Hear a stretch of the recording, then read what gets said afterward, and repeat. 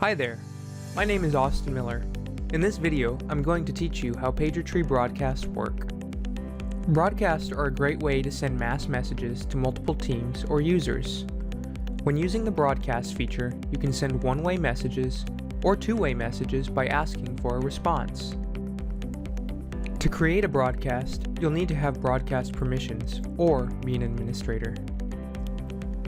Creating a broadcast is easy. In the lower right-hand corner, hover over the blue plus button, then move up to the yellow Create Broadcast icon. Click the Create Broadcast button. We'll then fill out the form, giving our broadcast a descriptive title and short description. Then we'll set an urgency. Note, this can affect a user's notification rules and when to bypass Do Not Disturb. Finally, let's set the destinations. The destinations can be multiple teams, users, or a combination thereof. Even if a user is on multiple teams, they will only receive the broadcast once. For this first example, I'm going to leave the response requested off. This demonstrates the use of a one-way broadcast. We'll then click Save. Once created, this will take us to the broadcast page. To the right, you can see the logs and the notifications that were sent out as a result of this broadcast.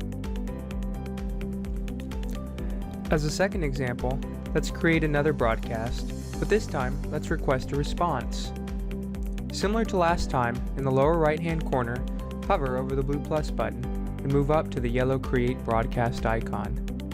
Click the Create Broadcast button and fill out the form. But this time, let's check the response requested flag. Doing so will allow us to set some custom responses users can respond with.